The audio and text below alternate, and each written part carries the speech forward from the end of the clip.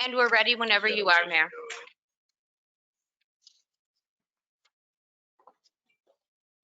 Good evening, and thank you for attending tonight's City Council meeting. For those who are attending remotely, the camera in the council chambers is set up to show those attending in person tonight.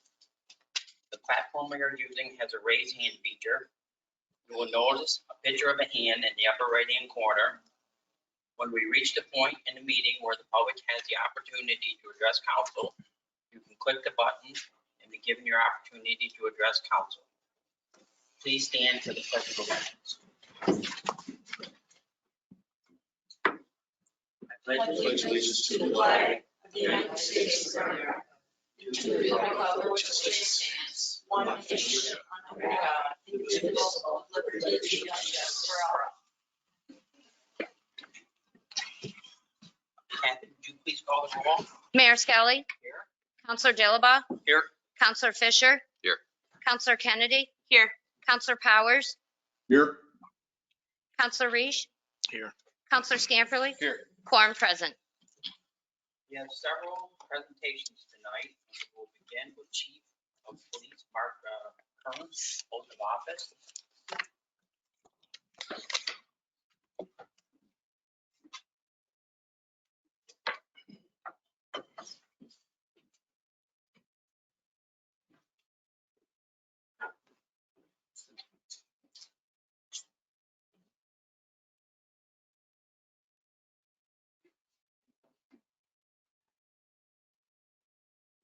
Go ahead and raise your right hand and repeat after me.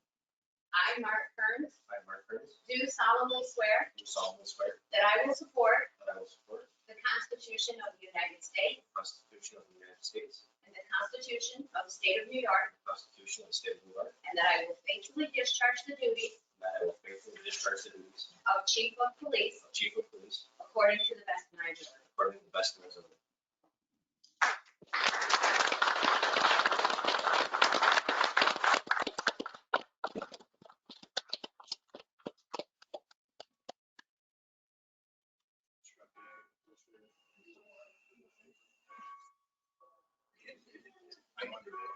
I understand. I follow orders.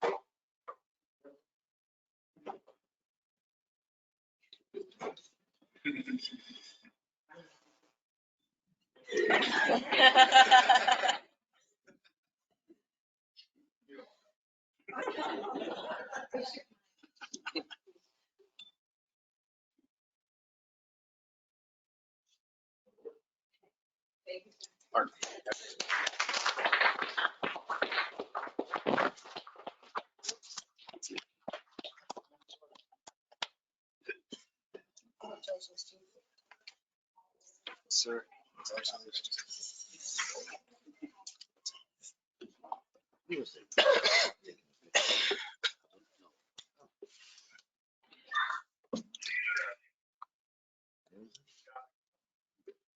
We also have a presentation from Ogdensburg History Museum, City Historian, Julie Madden.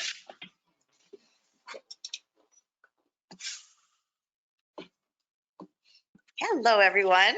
Hi. Hi. So I gave you a handout earlier, and people at home, you should be able to access this online. So I wanted to tell you a little bit about the Ogdensburg History Museum. We've got a really great group that we're working with, and I gave you a list of our officers and our advisors, and some of them are here in the audience tonight. Our county historian is assisting with this as well. She is on our list of advisors, and she is here this evening as well. We have people on our board who have extensive museum experience. So we also have someone from the Fort Drum Museum who just kind of signed on with us and is willing to help us out. So we've gotten a lot of assistance from the Frederick Remington Art Museum and other institutions to kind of help us out here with our organization. We are a 501c3. We are private. We are not city funded. We are a nonprofit. And I am city historian, but I'm not wearing that hat right now. So this is a separate project. And my city historian job is separate from the Ogdensburg History Museum. And I'm not working on behalf of the city for that museum. When I spoke with the state historian about the idea of forming a history museum, the state was very much in favor of that because our artifacts from the city are in several different locations. Some are at the Ogdensburg Public Library, some are at the Remington Art Museum, some are in my office here at the city. A lot of them are in people's attics and cellars and garages and lockers, and the state does not like that. They like artifacts to be in one place. And so they were very much in favor of having this museum. So we do have a bylaws, we have a constitution, we meet every month. We'll be starting our membership drive shortly. We are in negotiations for a place for us to be, and we're looking at a 3-year lease for that. And we'll be at that location so people will know where we are, and we'll be changing exhibits quite frequently. So our vision here is really based on the river because we have 2 rivers here. We wanted to base the museum on that. So basically people would be going through a pathway that sort of looks like a river. And we want to collect and preserve and exhibit and interpret the history that we have in this town. We have a lot of history. We want to educate kids and adults all the way from the settlement of Native Americans right through to urban renewal of the 1970s. And so as they walk through the museum, they will be able to basically walk through history. We also want to include technology there. So we were thinking of doing a virtual reality tour where you wear the headsets and you actually walk through old downtown Ogdensburg at various points throughout history. So we want it to be really interactive, and we want people to keep coming back because they never know what they're going to see there. So we do have a 3-year financial plan. We're planning on annual giving. We're planning on planned giving, grants, and did Matt sign in yet? Okay. So Matt is our financial person. He's our treasurer, and he is going to tell you a little bit about the financial plan, which is attached to your handout there.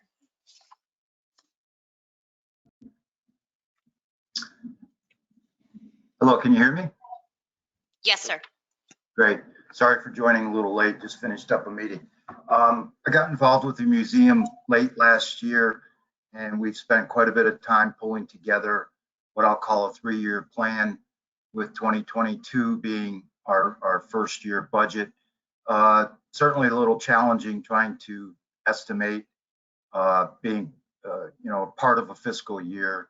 We are on a calendar year basis, but there's quite a bit of estimating that's been done both on the revenue side and on the expenditures.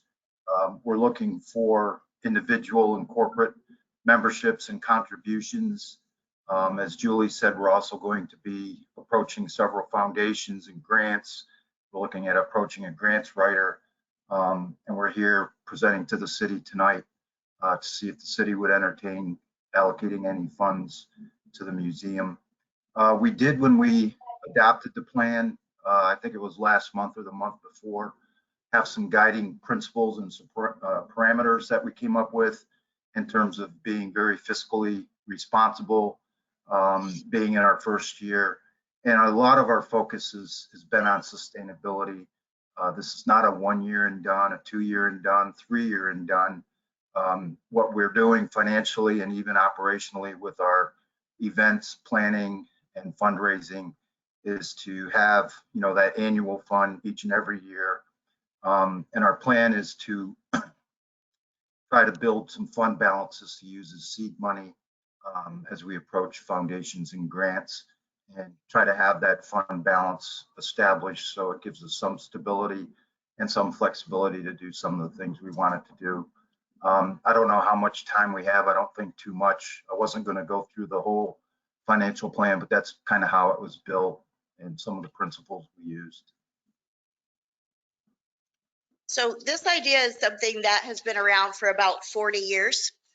People have wanted a history museum, and it's been tried several times. We don't want to try, we want to do. And we are going to do this. And what we're asking for now is some seed money to get us started. And we're asking for $75,000 to get us started.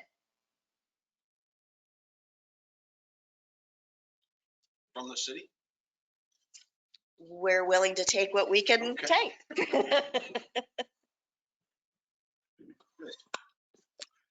Council, I've met with Julie and Matt on a couple times of this. I think, as you can see, they're well organized. They've got a really experienced group of people. I think their plan is well thought out. My recommendation at this point, we've got about $286,000, and that's ARPA fund. My recommendation is we would contribute initially $25,000. Ask Julie to look to the county to match that, get her to $50,000. And then I think somewhere between grants and private contributions, it will demonstrate to city government, county government, donors alike, et cetera, to all the, the normal parties that are going to have to contribute to this on a somewhat normal basis to get it going are all in. So I think if the city pledged $25,000, it would give the county some incentive to do at least the same. And then it would say the private donors, they've got public backing and support from the local governments, and hopefully that will inspire them to contribute as well. So that's my recommendation, pending council. Can we use ARPA money? Yes, sir. Yeah, I support it. Yeah, absolutely. Will we know the location before we actually, we need a resolution to approve something like that, obviously. Great, good job, you got some money. So will we know the location before we vote on it? We are in negotiations, and we don't want to, they're giving us a really good deal, and we want to hold off on that. But yes, you will know as soon as we're finished with negotiations. That's great, thank you very much. Thank you.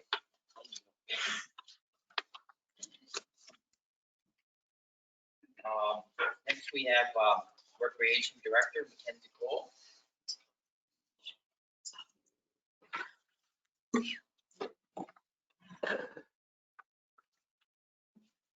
Good evening, Council. I'm here today to answer any questions about the draft schedule for the 2022 summer camps. You have all received the draft schedule within the agenda packet. With further ado, on the schedule right now we have is from June to August. And then we have the certain locations on where the camps will be hosted.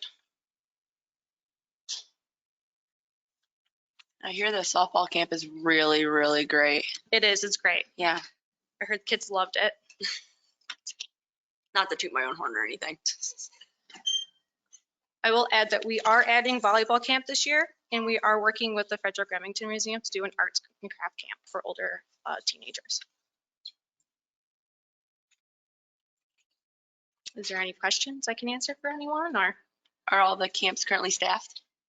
As of right now, we are on the fence of basketball. I do have one coach. I do have Shannon LeBave wanting to do it. She just has to wait and see what her schedule is like for Boys and Girls Club. Okay. What kind of condition are the courts in at Father Martin? Do we need to look at that at all? They recently just got resealed this past summer. The hoops and everything are nice? Yep. She and I actually just went today and looked at it. The rooms are all new. We're all COVID and restrike. Mhm. All basketball. Yep. courts in the city. Great. That's summer of fun, eh? Oh, yeah. Anything else? Well, thank you. Thanks. Thank you. Next is City Manager, Steve Joey. Council, I've got before you for consideration what we'll call the third phase of the American Rescue Plan Act funding. This is the phase that we talked about that would provide individual assistance to homeowners that would go towards renovation of property, exterior and or interior. In going through how we set up parameters and requirements, we're trying to make this simple so it doesn't scare people away. By the same token, we're trying to make it so the city's protected and the money that we invest goes to the intended purpose. So I believe we struck all the chords. We've had a couple of conversations about this. What our proposal would be tonight is if council approves this 2-page document you have will be reduced to front and back, and we'll insert it on each of the tax bills going out this week, and also take out ads in the appropriate papers and advertise, etc. So just looking for your feedback tonight. Again, I think we've talked about this at a couple meetings now, what the parameters would be. I think we've got it all reduced now to final. We'll have about 261,000 currently left in the fund that could be used potentially towards this effort. And do you provide the funding after the project's done or before it gets started? So we'll look at each project, Councilor Reich, excuse me, I think part of it will depend on circumstances, what people are doing. I think we'll provide an initial a portion of the money, say 20 or 25% to help get things going, and then either make progress payments as it goes through or just provide a final payment at the end. One of the things I wanted to talk to council, we've had a couple questions come in about, can this be retroactive? So I don't think there'll be a period of time in which we can go back to that will satisfy everybody. But I think perhaps appropriately recognizing projects that may have started since the first of the year. Again, just something for council to consider. We've had a lot of questions dating back as far as last summer, the year before. I did these things, I replaced this, I replaced that. So I don't know if there's a correct amount of time at some point. Lots of people have done projects, Probably but I should start after the program's established, I would think. Again, it's up to however you all want to implement. After it's approved. It's gonna go fast. Good. And there's no limit, no limit on the income, I mean. Yeah. Yeah, we've got a chart there. But you can make a substantial salary, be a millionaire and still get 50% of. No, there's a maximum of $5,000. No, he's asking for the income leverage. You can have an income of $1 million and still get a Up project. to 50%. Again, this is staff's recommendation. If council wants to tweak that, I think we're trying to inspire the, cleanup of the community, growth of projects. I don't know that people that, for instance, Council Reach make $1 million have an issue with upgrading their property or keeping their critical systems. If you look at household income, it's not just, it's going off of household income. So I think it's pretty easy. Yeah. It won't matter what system we come up with, there'll be a potential loophole for someone to get it, for someone to say someone should have gotten it and they didn't get it and I could have got it. We won't have a perfect match here. I think this does the greatest good with the money we have to reach the target audience we're trying to reach. Going to use like their income tax or? Yes, sir. Yeah, just says 20. So when the sheet's finalized in front and back, it'll tell them exactly how to break down all the information necessary. So that they're not, because right now your phones would be ringing off the hook, Already is. What do you want? We're right here. We're going to use largely proof of income will be income tax 2020. If you have it now, if some people have finished 2021, great. Similar to what we did with the businesses. It's very similar process. We're trying to make a progress that isn't so bureaucratically bogged down that people just give in. Throw it down. I like the idea of putting in with their taxes, like ease the pain a little bit, give them a little happiness. Spring's here. Is there, I know that in the budget, there's a sizable amount of money for the sidewalks. Yes, sir. Is there maybe, it seems like a lot of people want sidewalks this year. And my phone was ringing off the hook. Yep. If maybe a little bit extra of this cash too, maybe go that way. Because at the same token, you can do more sidewalks and it comes back around at a 50-50. With the homeowner. We agree. I actually had this on the agenda, Counselor, for later in the agenda, but I think the reason I didn't put it in here as we talked about is because we did budget a significant amount.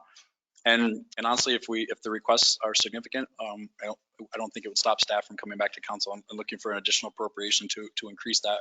I think, again, there's a lot of people that again, that want to do it, but I think sometimes the want to do it versus will they do it. So I think the amount we budgeted, we'll do a significant amount of sidewalks. And if we get more than that, again, I think we would come to council fairly quickly and tell you, hey, the program's getting exhausted and we could, add another 10,000 or 20,000 to it. But I think right now, I think it's funded pretty well, Council. But they get 50% back. Yes, sir. The total, whatever the receipt was, their check is.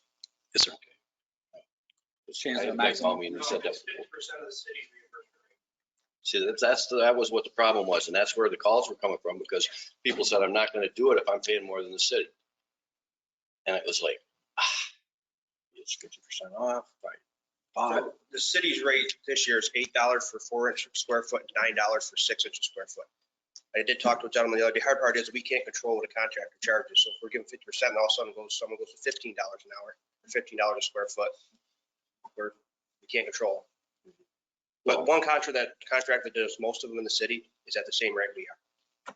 But they also get like a small load fee if their sidewalk doesn't hit the, the yardage they need. So there's a lot more to it than just, then there's top dirt, stuff like Just that. believe it or not, I had 3 people say they weren't going to do it.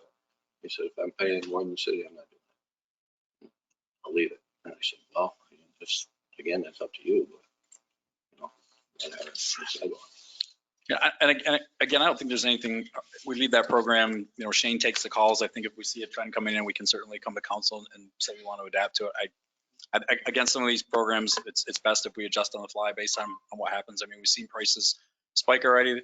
Things are actually starting to take a little bit of a downturn. Who knows what they'll be a month or now. But again, I think if we see that trend of people not wanting to do things because there's not enough, I mean, we'll come back. I think the sidewalk program is something that has got to live for a lot of years. It's got to be an annual thing that if we want to, if the purpose is to keep the sidewalks updating the city, we've got to keep that funded. We've got to keep it working. So I think let us get it back going, see what the trends are, see if we need to make adjustments to keep it going and keep it successful. When it wasn't funded a few years ago, I think it felt way back. Sure. And a lot of it didn't get done. Right. People aren't. I think it's good.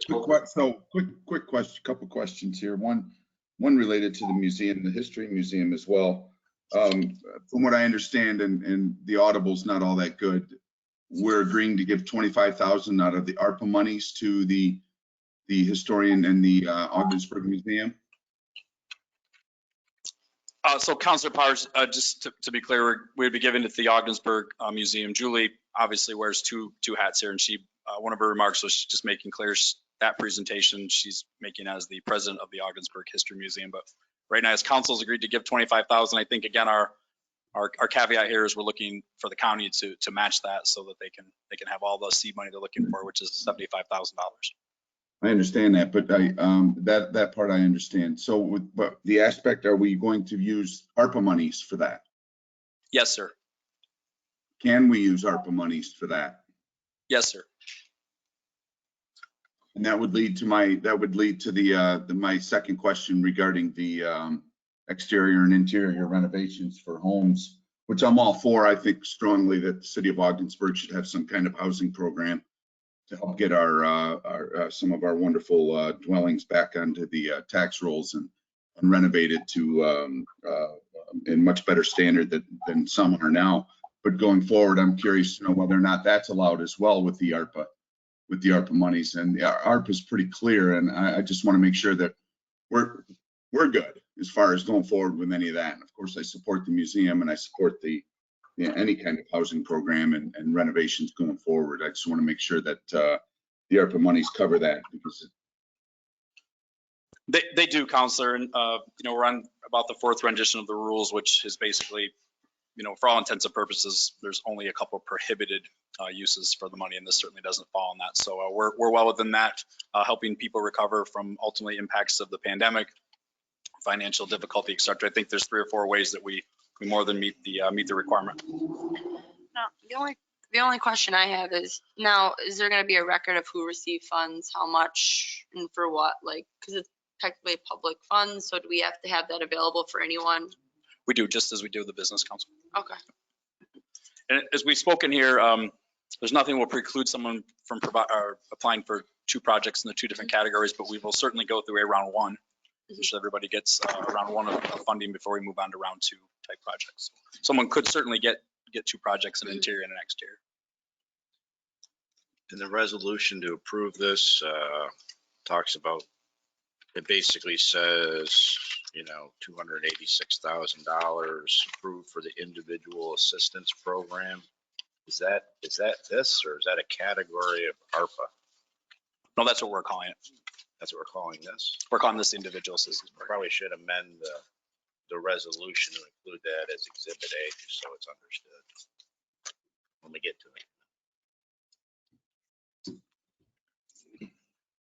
I guess my only concern with that ARPA money would be something that was, and not to suggest that Mrs. Madlin's work is obviously is very strenuous and extensive.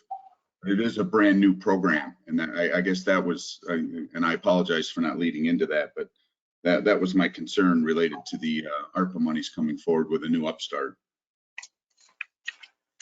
Sure, and we'll provide, I'll provide just all of council some information back. I'm sure the county will have the same questions, so we'll front load Julie with the information, so when she approaches them, she's got it.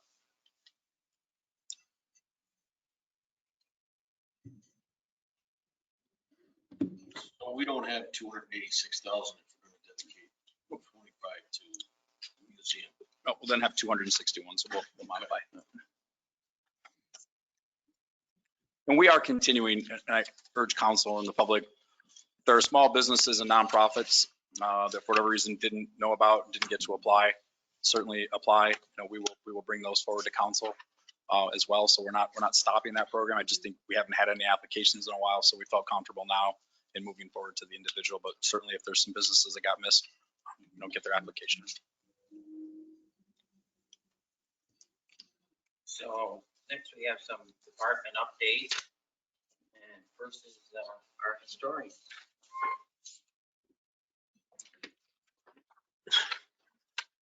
Okay, now I'm wearing my city historian hat. This is from my report, my last report. I'm just going to hit the high points of this. So the county historian asked me if I would speak at the 220th celebration of the founding of St. Lawrence County. So I did give a speech on Nathan Ford there. We ordered a sign for Baron von Vera, who was an escaped Nazi pilot who ended up crossing the frozen St. Lawrence River and ending up at the state hospital and then coming up Patterson Street. So we've ordered a sign for that. Because of COVID, there were significant delays in getting that sign, but it is being made now and it should be here pretty soon.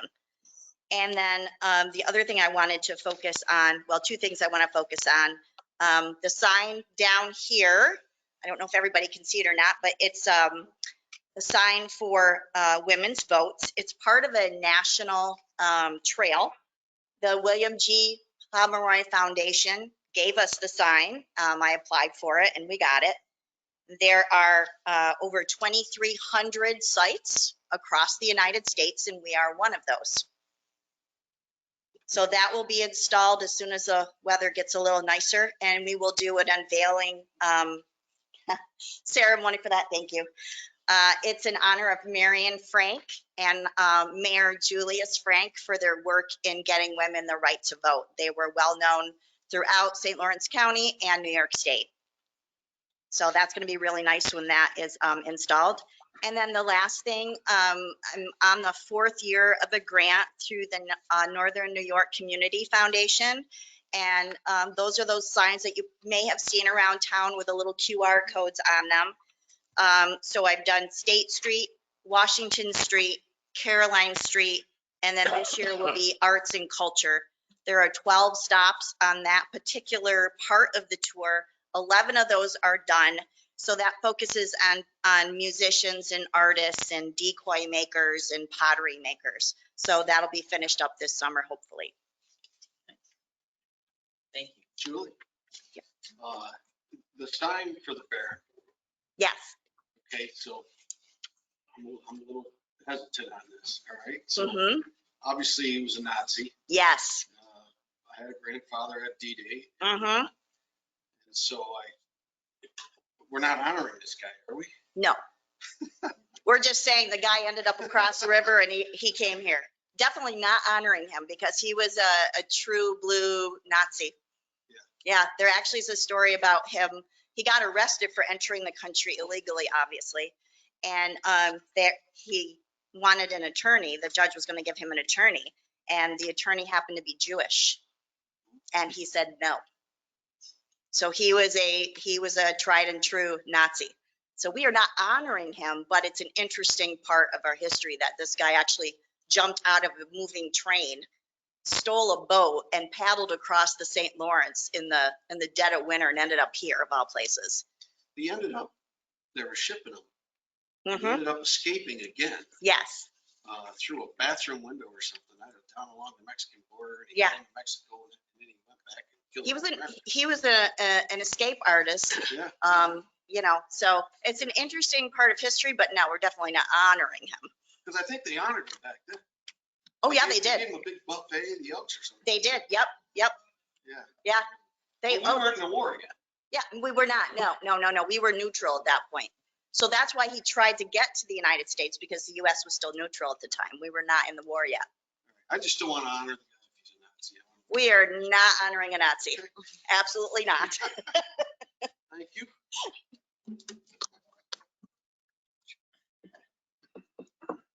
Next, we have an update on the fire department. Council, this will be your program update for the fire department. Funded positions 18, 17 currently on board. We have one vacant firefighter position that will be filled in June of 2022. Current priorities, obviously emergency response officer development, fire prevention programs, and our fire investigator training and certification. Projects, the new ladder truck arrived today. The fire station will be getting that outfitted and a tour provided for all of council. Working to update and revise and automate our standard operating procedures. I've got new hydraulic tools coming in soon, so we'll be working on the training deployment of those. Personnel accountability system, we'll be enhancing the basic system that we have now. Knoxbox program we've spoken about before. It's a program that allows businesses to purchase a box and have it put on the outside of the building with a key in it, so we've got easy access to the facility. Got a pretty significant grant in to provide smoke detectors citywide. We should hear about that hopefully in the next month or so. And then again this summer we'll be enhancing our drill and exercise program. Most significant problems right now we're working on obviously are fire chief vacancy and the lack of administrative and command staff other than shift firefighter personnel. Somebody's questions. So I'll start us off. You and I got into it a little bit in the meeting. And, so if my numbers are off, how far off am I in terms of standby calls? I had it at 650. So you've created a category, counselor, that I don't acknowledge. We don't, I don't really call them standby calls. So the county's system for dispatch is antiquated. It doesn't allow us to be able to segregate calls. So in any other city, county that's got a modern dispatch system, the protocol for those calls would be entered in. So somebody calls in with a sick call. I have a headache or I need to go to the hospital. The computer would recognize the information taken. It would say, send the ambulance. Somebody calls in with cardiac arrest symptoms. The computer would recognize those things. It would recognize the dispatch set and likely it would say, send the closest fire company that's EMT equipped and send an ambulance. Our dispatch system doesn't have that. So we get dispatched to every call, whether there's a significant need for it or not. So you're right. You and I have sparred about this more than once. Actually, I think this is about time. So I'm just going to leave it where I said it was. The policy is the policy. It's well within national industry standards. There's only 3 or 4 types of calls we're not sending the fire department to.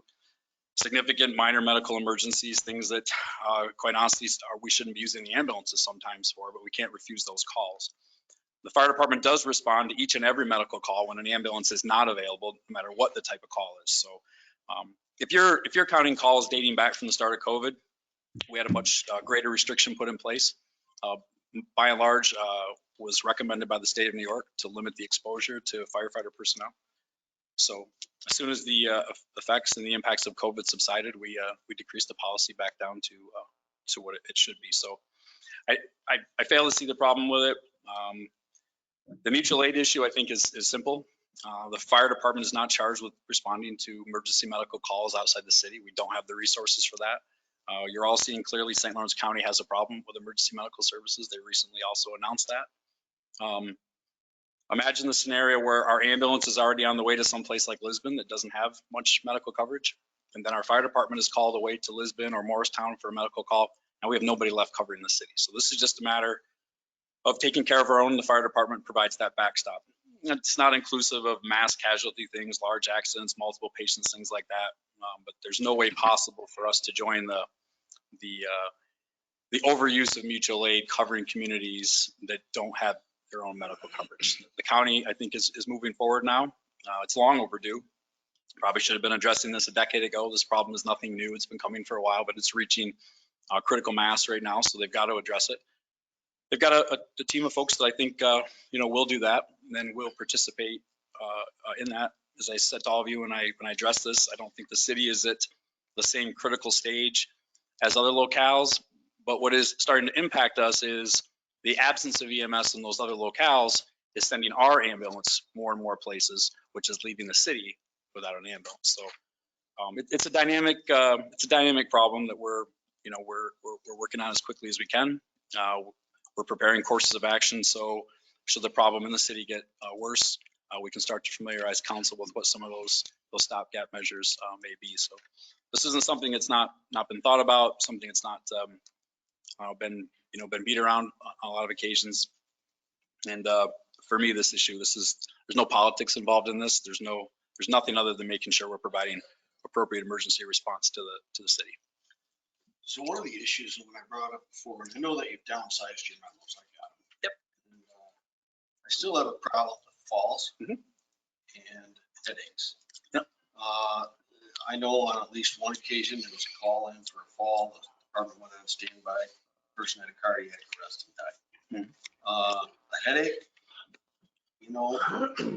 there's a lot of issues with brain aneurysms and things like that. And so I worry about that. Like if somebody's calling for a headache, I think there's something more. And so can we relook at that stuff?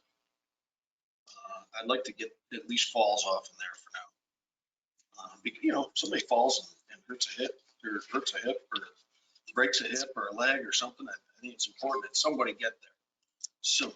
You can bleed out, things like that.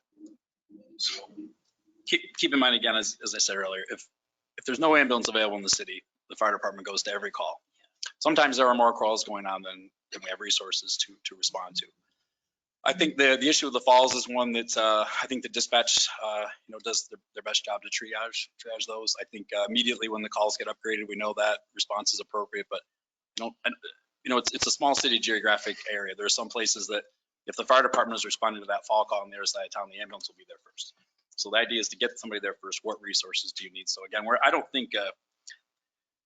I just don't see this the way you see it. We're not reducing calls. I'm trying to triage with the resources we have and make sure that we don't put ourselves in a position to not be able to respond to another emergency that may need those resources. Okay. My next issue is overtime. I kind of like an update on what's going on with overtime. I know we only put in $150,000 in the budget.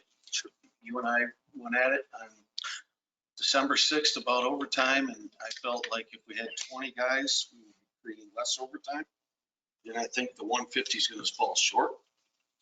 If you include the number of hours that our current staff gets, and obviously with the low staffing levels, it's forced overtime. And I wouldn't be surprised if we're up 250 or 300,000.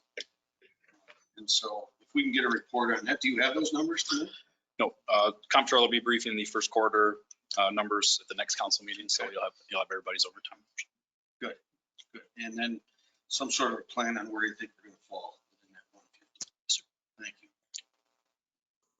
I just want to follow up on a couple of comments in the beginning, especially related to some of the calls. I mean, you recognize the EMS shortage within the ranks throughout the county, and probably, quite frankly, probably throughout the whole state and nation. Maybe not privy to that, but some information that we received recently from the dates of October 1st of 20 to the end of May and 21.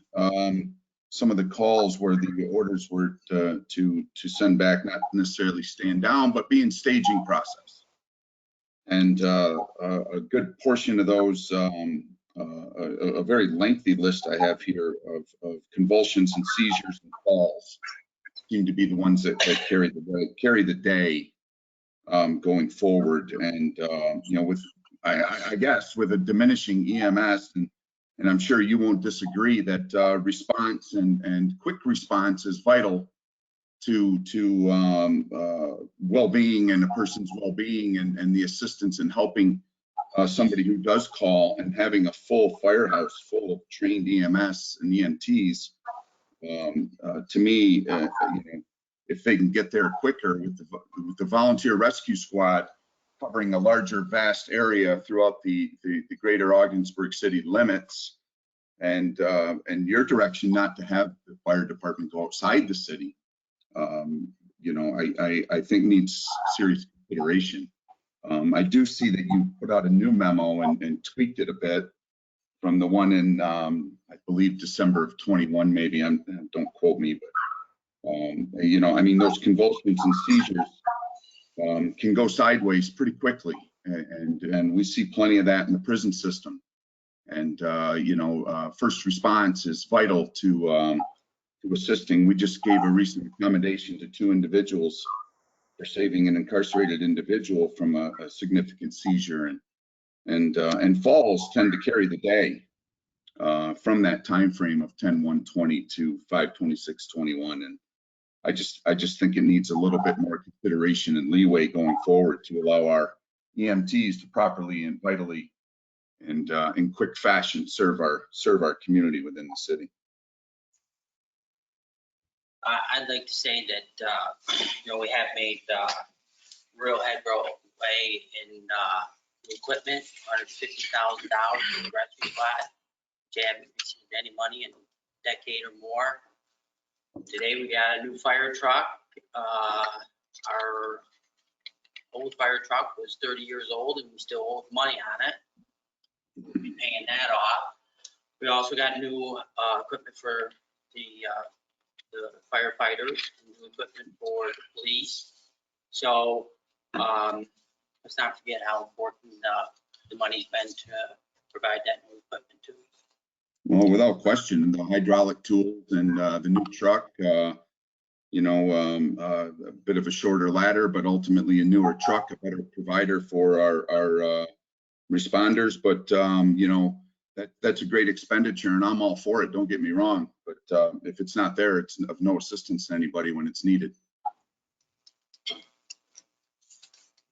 All right, my other thing is, can we get, for the next meeting, can we get an update where we are at with legal fees for IAFF and where we're at with the appeal? Yeah, I haven't seen any updates unless I missed them about that. I read about it in the press release, but I haven't seen anything since then.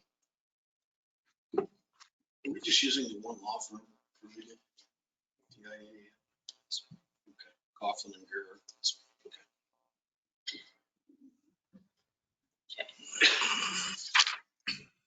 I guess just to summarize on that, is there an arbitration date settled or established yet related to any of the issues going forward with the fire department? Hasn't been a court case yet. No, it's There is not, Counselor.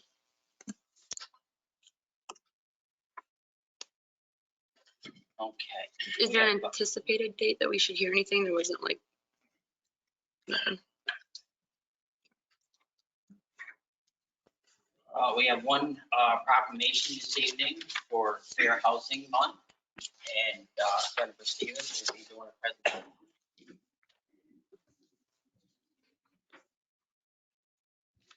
Good evening, Mayor Skelly and members of City Council. My name is Jennifer Stevenson, and I'm a member of the St. Lawrence County Board of Realtors. I'm also the current chair for the National Association of Realtors Fair Housing Policy Committee. I'm here to thank you for your continued commitment to fair housing in the North Country. The sale and purchase of a home is one of the most significant events that any person will experience. It is more than the simple purchase of housing, for it includes the hopes, the dreams, aspirations, and economic destiny of those involved. Fair housing law traces its roots to the Civil Rights Act of 1866, which prohibits all racial discrimination in the sale or rental of property. In 1968, Congress passed, and President Lyndon Johnson signed it on April 11th, that's today's date, 54 years ago, the Fair Housing Act. It declared a national policy of fair housing throughout the United States, making it illegal to discriminate in the sale, lease, or rental of housing, or making housing otherwise unavailable because of race, color, religion, sex, handicap, familial status, or national origin. New York State has added discrimination based on creed, age, sexual orientation, marital status, or military status. Legal source of income is also protected. Under the law, the home seeker, the home seller, and the real estate professional all have rights and responsibilities. Home sellers or landlords have a responsibility and a requirement under the law not to discriminate in the sale, rental, and financing of property on the basis of any of the protected classes. They cannot instruct the licensed broker or salesperson acting as their agent to convey for them any limitations in the sale or rental, because the real estate professional is also bound by law not to discriminate.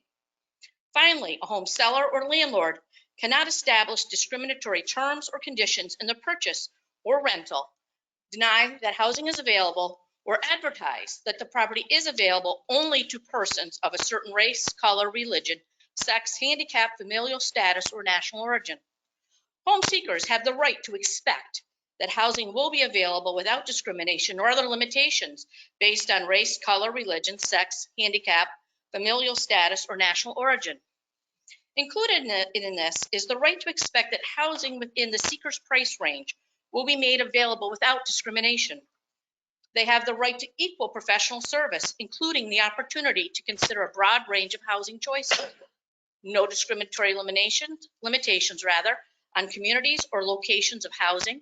No discrimination in the financing, appraising, or insuring of the housing. Reasonable accommodations in rules, practices, and procedures for persons with disabilities, non-discriminatory terms, and conditions for the sale, rental, financing, and insuring of the dwelling, and to be free from harassment or intimidation for exercising their fair housing rights. Real estate professionals are prohibited by law from discriminating on the basis of any of the protected classes in a real estate transaction. A request from the home seller or landlord to act in a discriminatory manner in the sale, lease, or rental cannot be legally fulfilled by that real estate professional. The National Association of Realtors has developed a fair housing program to provide resources and guidance to realtors in ensuring equal professional services for all people. Keep in mind that not all licensed real estate brokers and salespersons are realtors. Only those licensed real estate professionals who are members of the National Association of Realtors and a local association like the St. Lawrence County Board of Realtors can call themselves a realtor. They conduct their business and activities in accordance with a strict code of ethics. Within the code is Article 10, which provides that realtors shall not deny equal professional services to any person for reason of race, color, religion, sex, handicap, familial status, national origin, sexual orientation, or gender identity. Realtors shall not be parties to any plan or agreement to discriminate against a person or persons on the basis of race, color, religion, sex, handicap, familial status, national origin, sexual orientation, or gender identity. Realtors in their real estate employment practices shall not discriminate against any person or persons on the basis of race, color, religion, sex, handicap, familial status, national origin, sexual orientation, or gender identity. I know we say that a lot, but it's important for people to understand what categories are included and that there is a minimum standard for that at the national level, while states and some cities, such as New York City, have expanded those dependent upon that. For example, New York State is one of the few that has the military status in there, and we see that a lot since we have Fort Drum. A realtor pledges to conduct business in keeping with the spirit and letter of the Code of Ethics. Article 10 imposes obligations upon the realtors and is also a firm statement of support for equal opportunity in housing. And I want to thank each and every one of you for your continued affirmation over the years to the principles of fair housing. Together, we can ensure that all area residents continue to have access to affordable and barrier-free housing. I look forward to your proclamation. Thank you. Thank you, Jennifer. proclamation reads, whereas April 11th, 2022 marks the 54th anniversary of the passage of the Fair Housing Act, which enunciates a national policy for fair housing for all who live in the United States. Whereas the Fair Housing Act prohibits discrimination based on race, color, religion, sex, disability, familial status, and national origin. And whereas New York State additionally prohibits discrimination because of creed, age, sexual orientation, marital status, or military status. And whereas fair housing is a positive community good. Whereas economic stability, community health, human relations in all communities are improved by diversity and integration. Whereas fair housing is an integral part to ethical commitment of members of the National Association of Realtors and the St. Lawrence County Board of Realtors, and is critical to the ability of all real estate professionals to serve their clients, customers, and communities. And whereas acts of housing discrimination and barriers to equal housing opportunities are repugnant to the common sense and decency of fairness. Therefore, I, Jeffrey Skelly, Mayor of Ogdensburg, do hereby proclaim the month of April 2022 as Fair Housing Month in Ogdensburg, New York, to establish Ogdensburg as an inclusive community committed to fair housing and to promote appropriate activities by private and public entities intended to provide or advocate for equal housing opportunities for all residents and prospective residents of the city of Ogdensburg.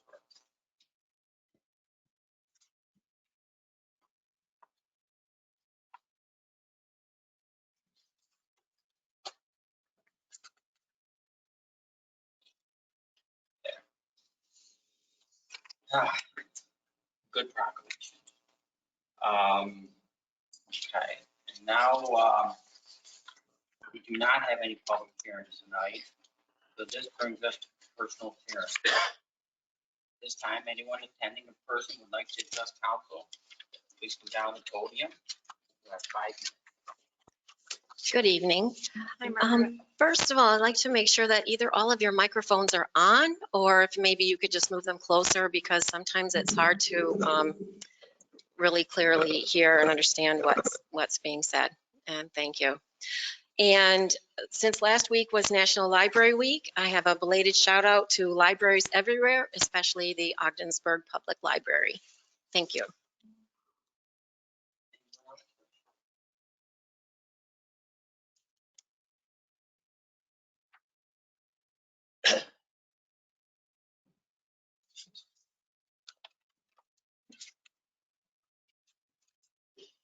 Good evening. My name is Michael Tooley. I live at 214 Hamilton Street, and I thank you for the opportunity to speak with you this evening. First, thank you for including sidewalks as an agenda item tonight. It's something I asked about last time. Picking up where I left off at the last meeting, a quick summary.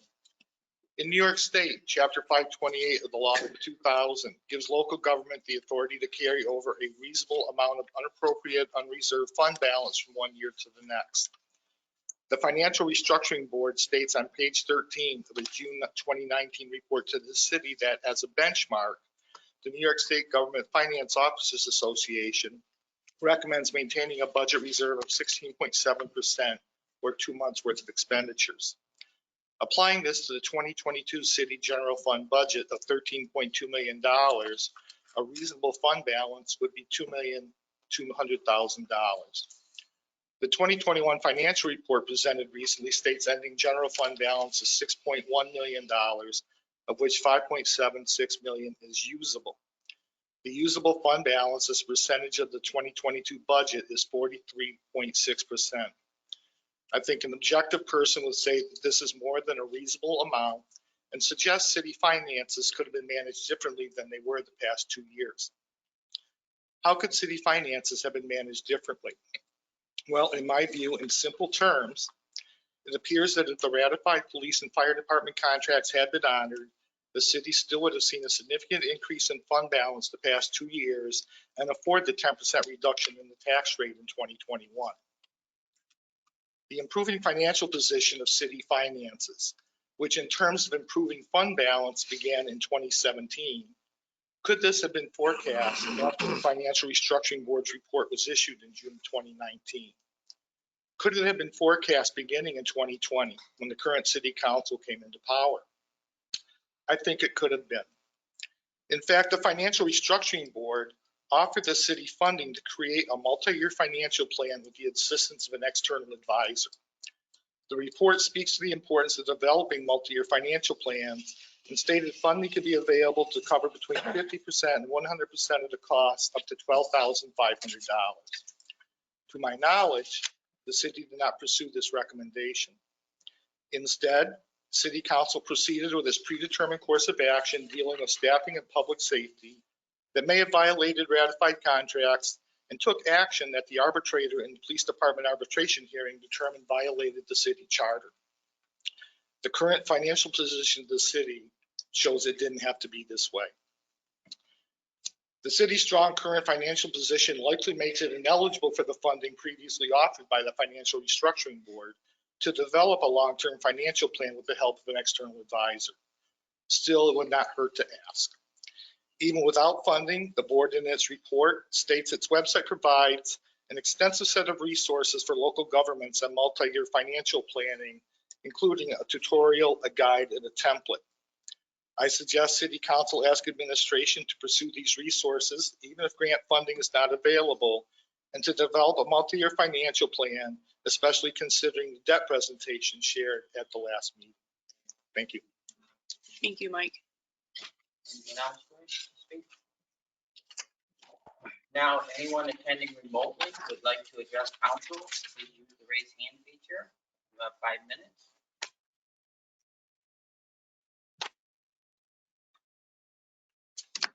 The first individual is registered as Jason Bouchard, and I will unmute that individual now. It appears your line is open. Appears you may be self-muted. Can you hear me now, Kath? Yes, we can, sir. Okay, good evening, council. My name is Jason Bouchard, 314 Oak Street. Been a while since I've addressed council, but seeing as tonight's agenda contained the fire department update, I figured I better prepare something, so thank you for hearing me. I thought I'd start with a quick recap about what the entire back and forth with this administration is and has been about, at least from our perspective. I figured the best way to illustrate our union's feelings would be to use last month's Riverview Towers fire. While there's been much coverage on the topic, there's been little discussion about the initial response. On March 8th, 4 of our members responded to a reported fire in an apartment at Riverview Towers.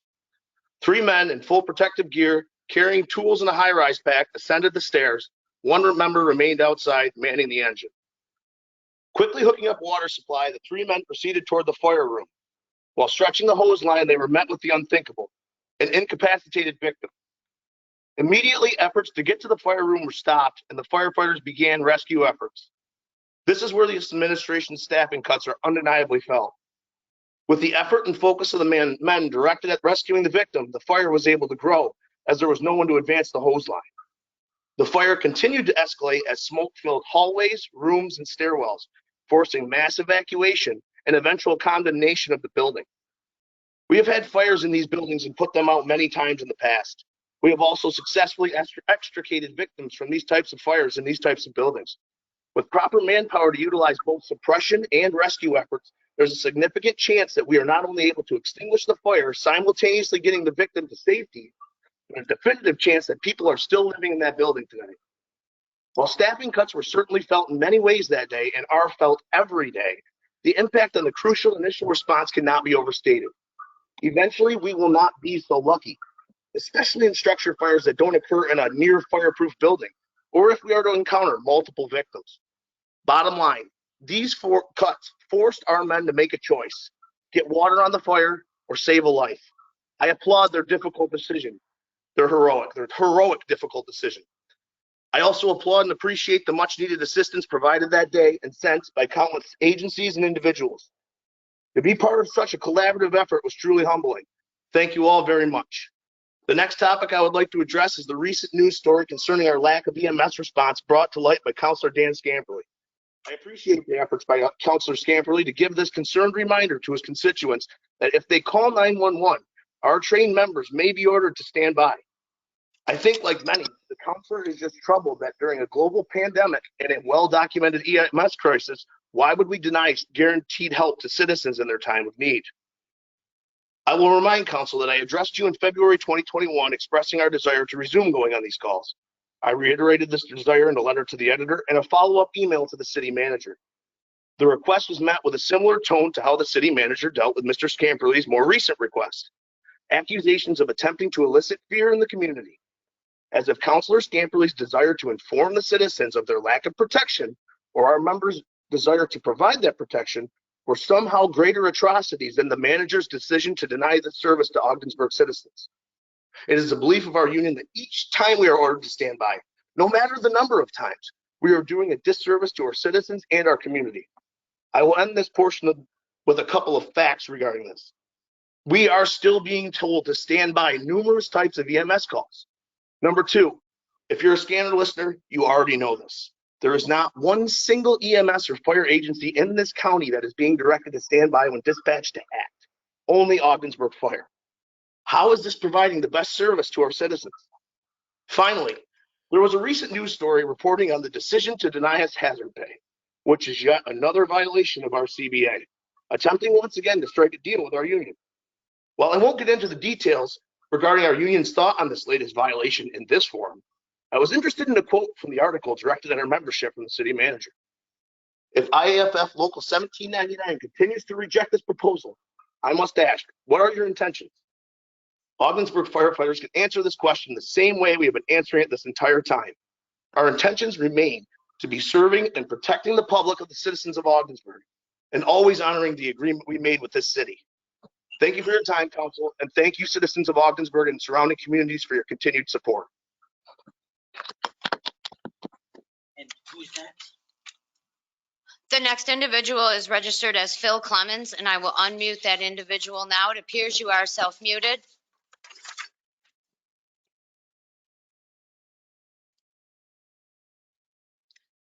Mr. Clemens, it appears you are self-muted.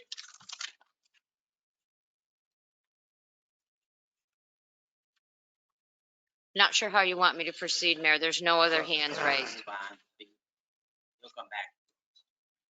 Okay, there are no additional hands raised. And this brings us to correspondence. Kathy, do we have any? We do not. Now we're at the consent agenda. Claims as enumerated in general fund warrant number 07-2022, the amount of $1,394,296.50. Library warrant number 07-2022, the amount of $3,195.30. And capital fund warrant number 07-2022, the amount of $31,606.51. Community Development Fund warrant number 07-2022, in the amount of $585.88. Community Renewal Fund warrant number 07-2022, the amount of $0, as audited, be in the same hereby order paid. I so move. I'll second it. Kathy, would you call the roll, please? I'd like a Mayor quick, Scott? I got a quick question related to that. I guess just, I'm kind of curious to know how the disparity between the pay periods of 312 and 325 to 319 and 401 shows such a disparity in salaries and overtime.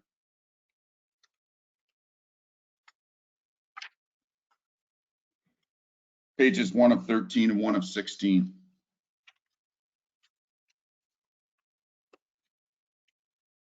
I don't know. I think, these questions are best to be brought up ahead of time so that, you can get prepared to answer for them. Nothing?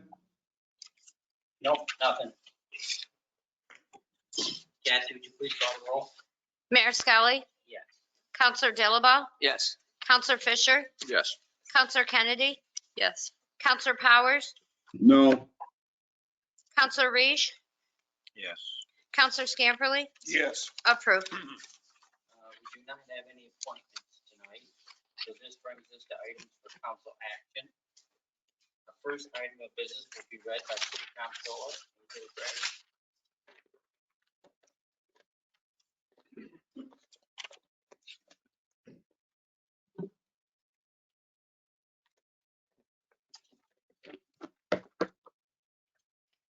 The resolution for ARPA funding has a revision on it for the earlier action in the meeting, so I'll just go Will- through those. Yes. We can amend it. I mean, it's already in writing, so. Okay, so Want the us to do it first that number way? in paragraph 1, 2, 3, 4, where it was 148,500, would be amended to read 173,500. And in the second to last paragraph where we had 286,677.88, that would be amended to read 261,677.88. So this is a resolution to authorize funding from the American Rescue Plan Act to the Individual Assistance Program, whereas the city of Ogdensburg was awarded an American Rescue Plan Act Coronavirus Local Fiscal Recovery Fund allocation in the amount of $1,068,179.64. And whereas $535,177.88 was received in the 2021 fiscal year. Whereas these funds are to be used to mitigate the economic fallout of the coronavirus pandemic and to support communities and populations impacted by the pandemic. And whereas City Council previously approved the allocation of a portion of the funding to nonprofit organizations and small businesses. And whereas funds totaling $173,500 were previously dispersed to nonprofit organizations and small businesses. And whereas City Council previously approved the allocation of $100,000 to the general fund to be used by the city for lost revenues in the years 2020 and 2021. And whereas the remaining balance of the city's first allocation of the American Rescue Plan Act funding is $261,677.88. Now therefore be it resolved that the city comptroller is authorized to disperse fundings to individuals who are approved for the individual assistance program. I'll move that. I'll second it. I make a motion to accept the amendments that Angela indicated, and also just to add at the end as defined in Exhibit A attached here too, just so it's clear what the program entails that everybody has. I'll second. Kathy, could you call the roll on the amendment? Counselor Powers, Yes. Counselor Reish, Yes. Counselor Scamperly, Yes. Mayor Skelly, Counselor Dilaba, Yes. Counselor Fisher, Yes. Counselor Kennedy, Yes. Kathy, approved. could you call the roll on the resolution? As amended. Counselor Reish, Yes. Counselor Scamperly, Yes. Mayor Skelly, Yes. Counselor Dilaba, Yes. Counselor Fisher, Yes. Counselor Kennedy, Yes. Counselor Powers, Yes. approved. Next item of business will be read by City Comptroller Angela Gray. This is a resolution to approve the 2022 tax warrant, whereas the tax roll of the city of Ogdensburg for the fiscal year January 1, 2022 through December 31st, 2022 has been completed. And whereas section C70 of the city charter directs that when the tax rolls have thus been completed, a warrant signed by the city manager and the city clerk shall be attached hereto, directing the comptroller to collect from the persons named in the rolls the sum specified as levied against the parcels as owned by them. And whereas the tax was computed on the taxable valuation of $287,368,877, and the tax rate is $15.88 per thousand for the general city tax. The tax roll will produce the following: city tax totaling $4,565,000 $659.79. The water re-levies due to the water account total $229,271.48. Sewer re-levies due to the sewer account totaling $234,159.34. Due to the miscellaneous account into the general fund is $52,542.98 for a total of $5,081,633.59. Now therefore pursuant to section C70 of the city charter, the tax roll of the fiscal year 2022 is confirmed and the warrant in the sum of $5,081,633.59 annexed thereto and be signed for the collections of all taxes in 2 installments. The first installment commencing April 15th, 2022, and the second installment commencing July 15th, 2022. And that all taxes shall be liens on real property against which the sum levied is superior to all other liens and encumbrances from the date of signing of said warrant. I'll second it. So the dollar figures that are due the water and sewer account, those are the ones that are in the 22 budget? Like where we're, They were budgeted in previous years and they remained unpaid as a receivable at the end of 2021. okay. And the 52,000 for due miscellaneous accounts? Same situation, they would have been charges assessed to city properties that remain unpaid at the end of the year, already recorded in revenue in a previous year, and are being re-levied. Thank you. You're welcome. Chad, would you please call the roll? Counselor Scamperly, Yes. Mayor Scully, Yeah. Counselor Dilaba, Yes. Counselor Fisher, Yes. Counselor Kennedy, Yes. Counselor Powers, Yes. Counselor Reese, Yes. approved. This brings us to old business, and we will begin with city manager Stephen Jelly. Council, I think we covered sidewalks thoroughly in the last discussion. If there's anything else. You have a couple other items. Yep. So the second one is an appeal to a request to sell a paper street. City planner has been out sick unexpectedly for a couple of days. I'd like to have her follow up. The packet that you were presented tonight is all the information that we have on the matter. She'll follow up with some specifics and the city's concerns about this, and then let her talk it through next meeting. Not that's good with everybody. Has that gone before like the planning board, zoning board, or whoever?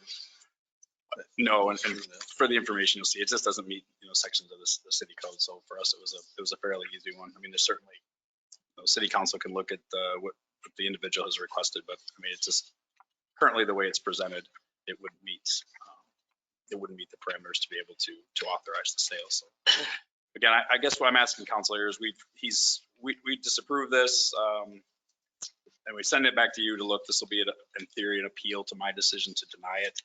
But again, I'd like to let Andrea do all the explanation from here. I'll have her send a summary explanation so you understand it's fairly simple. It just has to do with the landlocking of a parcel. You recall we sold a piece of the paper street on the end of the street. So in theory, we now have a dead end street.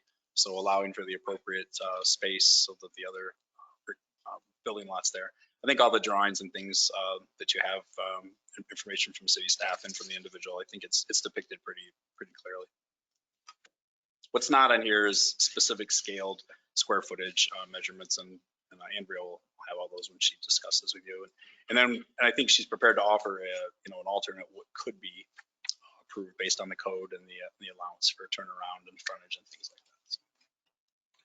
Yeah, I'm in favor of getting property back in the tax rolls. We obviously made the decision for the Brissettes, which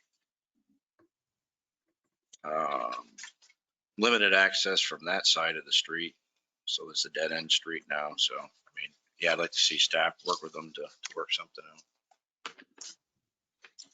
We will have a grant date.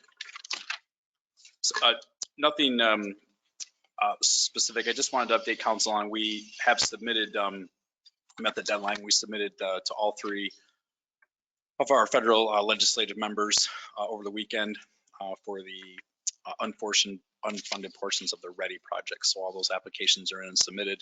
We'll have some follow-up information once we hear. Again, this is just the initial submission. We'll find out, I would say in the next few weeks, what members are interested in what projects. And then from there, it'll likely be required for us to submit some kind of a resolution, more detailed information, et cetera. So just wanted to let council know we'd done that. And was it just for Ready, or did you look at Lafayette Street Bridge? Yeah, we did. So we couldn't find Lafayette Street Bridge. Counselor, is ultimately a maintenance issue. There's no category in there. It's not a failure issue. And we also couldn't find a category. The third area that we did look at, as we discussed, was trying to appeal to the federal side for some funds for debt reduction on the wastewater treatment plant. Just didn't find a category where that seemed to fit. So those are the three areas we looked at. Yeah, Bridge and Port got $3 million last year through this program for the Ogdensburg Prescott Bridge, and that was certainly maintenance. So, yeah, I'm sorry we didn't put in for Lafayette Street Bridge too, but it's nice that we put in for the Ready project because that's a sizable amount of money, and I would hope that our representatives would be enthusiastic about the project and everything. Do we see those applications that were sent to the federal legislators? Yeah, absolutely. So, all three of them had an online portal. They're sort of filling, but we'll get some screen prints from what was sent. And again, this is the inquiry phase. You send out your projects, give kind of a rough outline, sketch of what you're looking for, and then they'll determine what they're interested in. And there'll be a second round of information submittal that will go forward. Any update on sales tax? So the only thing I wanted to bring to council's attention tonight, just as we will next meeting's financial presentation for the first quarter, Angela will report on our first quarter revenue, which will be significantly from the old sharing agreement that we took the sales tax from the first quarter. But then also we have completed work on, again, working with the assemblyman staff on the bill to go forward for the home rule legislation. So we're just waiting for that to get entered in the bill number. So I think it'll likely be in the next term, but we're working closely with them now to get that moving through. Does anyone have any old business? Just a question I do, on sidewalks. I'm sorry. How much money have we set aside in the budget for sidewalks? 15. I think it was 20 the year before. And We started with 20. I this year. think we scaled it back to 15 this year. 15,000? Okay. Just to have people asking. All right. Sorry, John. Go ahead. It's okay.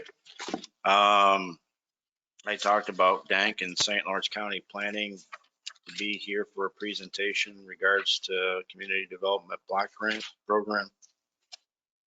What's the status of that? Excuse me. Yeah, we're working on it.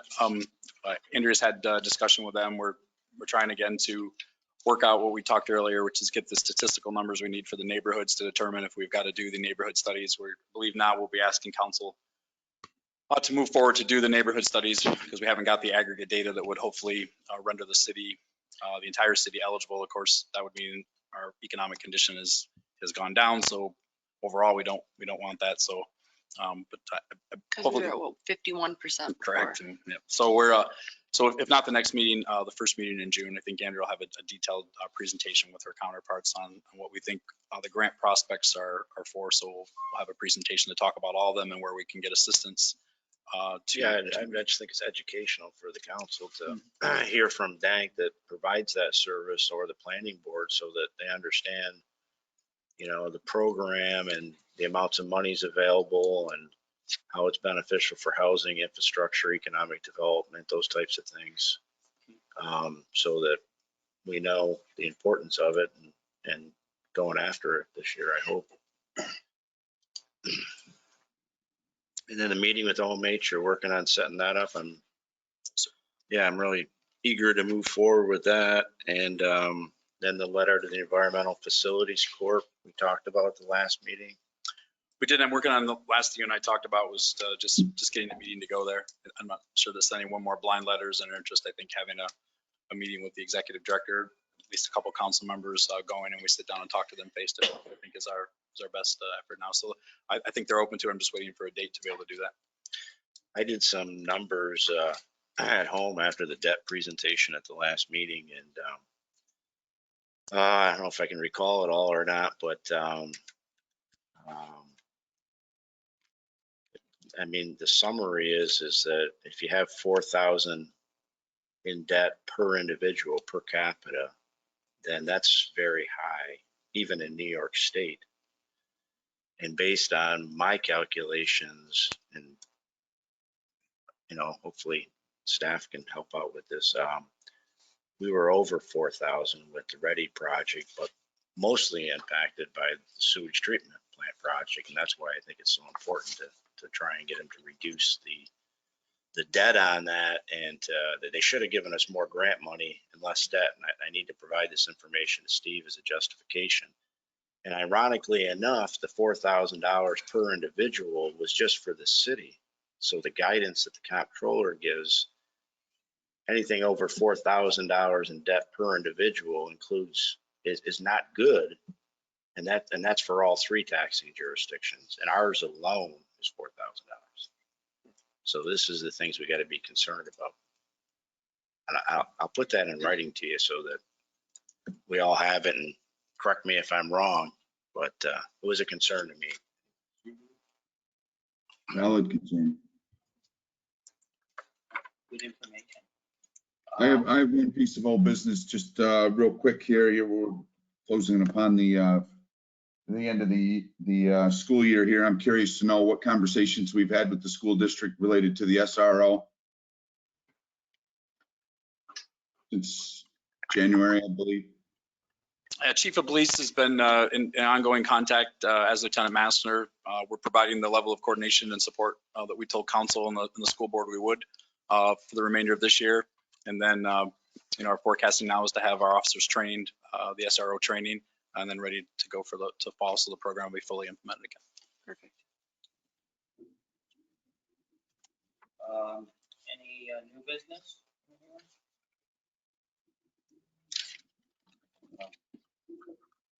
Any items for discussion? I have a couple. Just wondering if there's a beach update. We're quickly rolling upon it. It's been pretty debatable topic as to are we doing it? Are we not? Are we like jumping in with both feet, so to say? Like, what's the plan? Because I just don't want it to end up like it did last year. We put money into something we didn't utilize.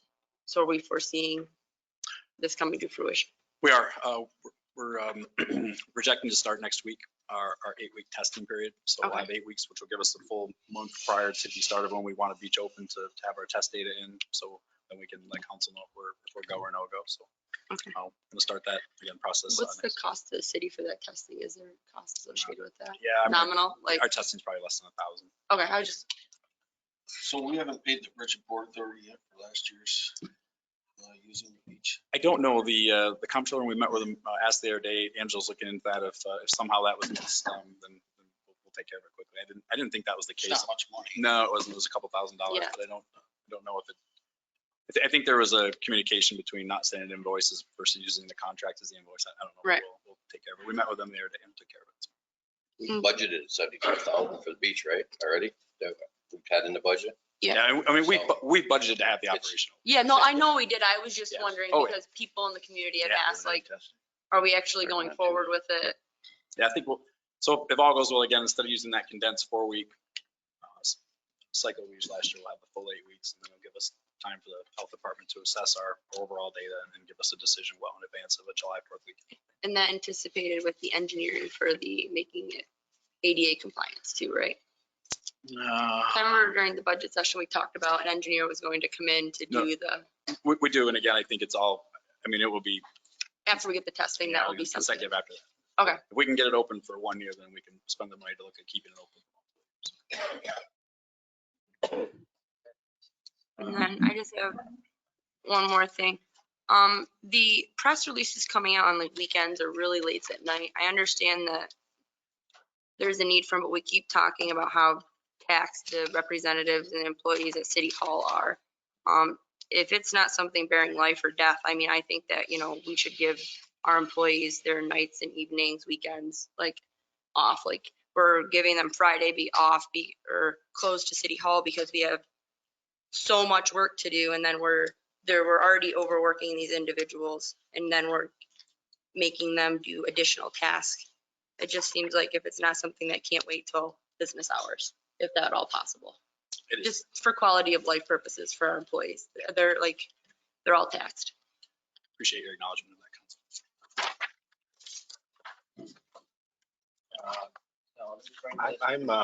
I'm still in favor of having City Hall open Monday through Friday. I'm with you, So if we have to do a resolution, we but can we do have a to resolution. get it on the agenda for next time then, because we won't have 5.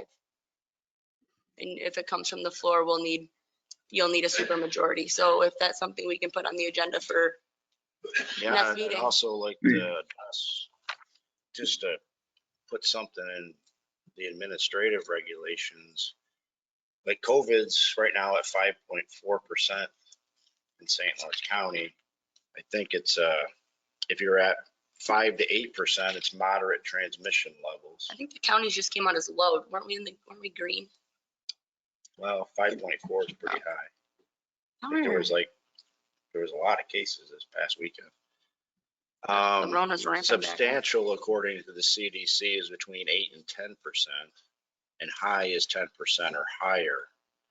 So while we're amending, I think it's AR 26, you just put a new paragraph in and say the hours of operations are Monday through Friday, 8 to 4, except holidays. And then add another one where these hours may be limited by the council in the event of public emergencies or when COVID-19 positivity rate or transmission rate is, and we can decide on the percentage. So it's kind of automatic, we don't go through a big debate on it because it's going to be with us. Whether it's, whether you think it should be 5% or 10% based on the CDC guidelines, and that way it's clear to staff, what the policy is. But I think there's a consensus for that, so. Yeah. I believe there was a consensus to open City Hall Monday through Friday. I don't know if we need a resolution for them because it was past practice that the City Hall was open Monday through Friday prior to the pandemic. And going forward, I recall, I believe Councilor Reese brought it up in the beginning, and there was a consensus of council, a majority consensus to open up City Hall Monday through Friday. Yeah. I think everyone should remember that the comptroller's office, a lot of work was neglected, maintaining records, bringing them up to date. Do you guys want that done? I mean, or do you want 5 days? I mean, I don't. It's not all going to get done. Well, we might have been able to have an answer as to how much overtime was being spent out through the tax warrant. I mean, the city manager proposes the tax warrant. He sends it in for recommendation and approval, and we didn't, it's just a simple question. The only reason I brought up the overtime is when Councilor Scamperly asked for it through the fire department. And I happened to look because it's the first 2 pages, salaries and overtime, and I noticed the disparity. And quite frankly, it's the people's money, it's the taxpayers' money, and they have whether I bring it up in city chamber or forward an email to the city manager prior, those questions should be answered. Well, yeah, all he's saying is if you give him ahead of time, then he knows. And I understand that, I do, and I explained why, and that warrant's being forwarded, that's a lot of money that we're forking out and 2 pay periods, and that information should be readily available. We get a day ahead of time the agenda, and I do believe also, I agree with you, that if you have questions on the money or the consent agenda, just please send them out over the weekend, and you'll get a response before Monday afternoon, and then you can bring it up, and everybody sitting here could be looking at the same thing and have the same concerns. But just throwing it out there when he just finishes reading it, I think it's poor taste. Well, that's all well and good. That's your opinion, and well, that's all well and good. This is the people's money. No, I don't, and I don't agree with his comments, quite frankly. And Councilor Scamperly sent an email to the entire council last week, doing city business, asking for this information, and the city manager replied that he'd have it by sometime this week. Well, we just approved to have the payments done. Where's all the overtime coming from? It's a simple question. I'll wait for the response this week. Okay. Must be managing the money pretty well because we have a really large fund balance that we never had before. So staff must be doing pretty good. Okay. I have- Brings us- Yes. Still rolling over here. I didn't realize this until I got a message, but I was messaged that the hoops at the Father Martin Field, they're not regulation backboards. There's no squares on the backboards of them. And apparently that is a big deal, that they're not actually regulation backboards. So I didn't know. Is she? Okay, okay. And then I was also asked about adjustable hoop heights on maybe at least one of the baskets so that our younger kids can play. So I'm just throwing it out there that I was asked why we don't have that at any of our courts, and we have a lot of younger kids that are going and playing, but they aren't able to participate. I never had that when I was a kid either. It's terrible. And do you play basketball today, John? You missed your calling, didn't you?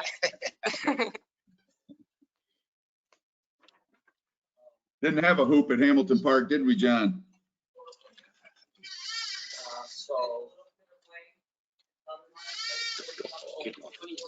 Okay. We'll have 2 minutes, just a second.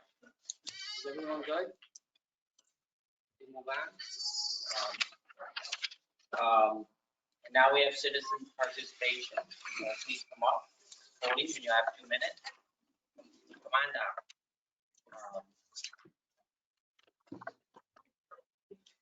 She was saying, I guess, that usually when families with little kids play basketball, they bring their own.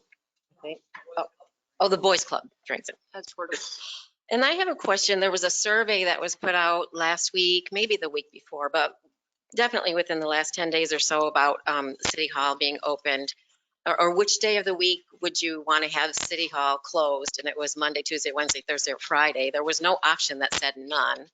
And I know this is that we don't have a 100% representative here of the city here tonight, but you heard a lot of people comment that they want it open 5 days a week. To hear that citizens clog City Hall, which occurred at the last meeting that term, that's really an insult, and it really actually begs the reason that we need to have City Hall open 5 days a week.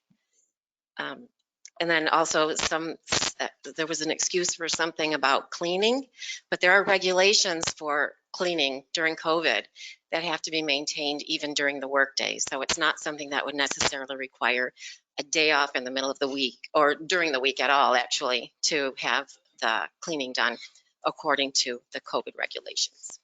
Thank you. Thank you, Margaret.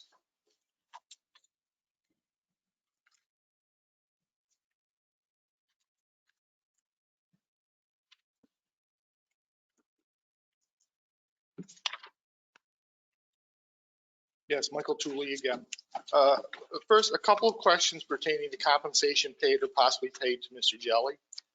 First, in WWNY news article published February 8th pertaining to Mr. Jelly's possible resignation on July 8th, the article states he's currently paid $1,500 a month for fire chief duties.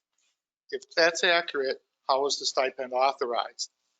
I refer back to Bill 11 that was on City Council's January 24 agenda to approve compensation to Mr. Jelly in the amount of $18,000 in 2022 for fire chief duties.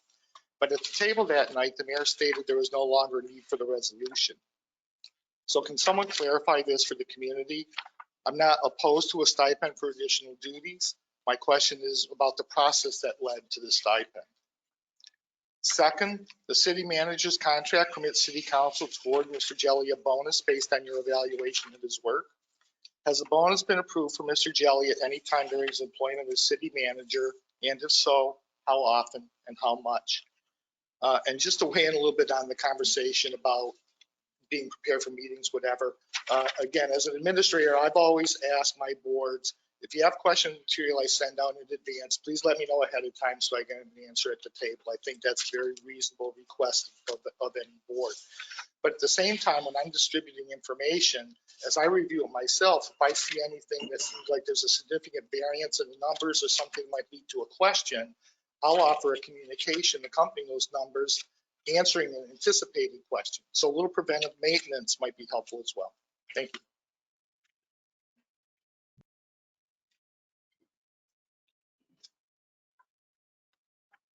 Hi, Jennifer Stevenson back again, but not for the Board of Realtors this time. This is an individual questions.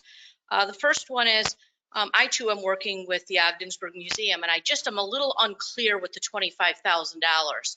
Is that tied to, we have to have a grant in the same amount from the county, or are we getting the $25,000 from the city? And it would be nice if we apply for the $25,000, we also get that. That would be the first question. The second one, and this also came about last year, and I didn't feel that was answered fully here, concerns the beach. I don't think that we should open any facility in the city that isn't available to all citizens. And I don't believe that we should have a beach that's not ADA compliant, even for 1 year. Why should a person that has special needs and can't access the beach not be provided the same services that any other citizen does? So I think that that needs to be stepped up, and I think we need to find the funds for that if we're going to open a beach. Thank you. Anyone attending remotely, use the raise hand feature. You got 2 minutes. The first individual is registered as Penny Sharrow, and I will unmute that individual now. It appears you are self-muted. It appears your line is open. Okay, good evening. First of all, I'd like to thank Jason for doing a great job clarifying the stance of our great firemen. Anyone who questions standing down, the call for standing down, are always called fearmongers or whatever the case may be. In reality, that's common sense if you have EMTs that are trained and available to respond to a scene. It's common sense. We've paid for them to be trained and they're there. They should be able to go to anything they need to until the rescue squad arrives, not at the whim with one man calling the shots. And in response to Councilor Powers, I was going to say something earlier. He asked a question about overtimes and salaries. We pay a lot of money to an accounting firm that should have those answers readily available. A lot of money. And they should be able to address that. That's a disparity that kind of jumped out at Mr. Powers and other people. So perhaps they should have been prepared for those answers and not just blown off by saying no answers. He's right. It is the taxpayers' money, and they should be accountable as to where that money is going and why. And they should have the answers, and they get paid good for it. And in regards to, well, never mind. I'll probably end on that. I just think Mr. Power should have gotten an answer, and those people should have been prepared to give it. And I know, in regards to the backboards, I've taught phys ed for a long time. You're not catering to the little kids, but go to a basketball camp sometime and watch. When you got 4 or 5 year olds or 5 or 6 year olds that can't even get the ball halfway to the basket, and the parents are standing there watching. All right, you need at least one adjustable basket. When we moved into the boys club one time and the baskets are adjustable, the kids were thrilled when they made a basket. Now, I'm not saying give everybody a trophy, give everybody a ribbon. And no, I didn't grow up with adjustable backboards either. But what I'm saying is the parents are there watching their children. And when the kids are elated because they make a basket, it's worth every penny they pay. And I think I've got the background more than some people. All right. Thank you very much. Have a good evening. Anyone else? I do not see any other hands raised. We do not have a need for executive session, so I'll make a motion to adjourn. Second. All in favor? Aye. Opposed?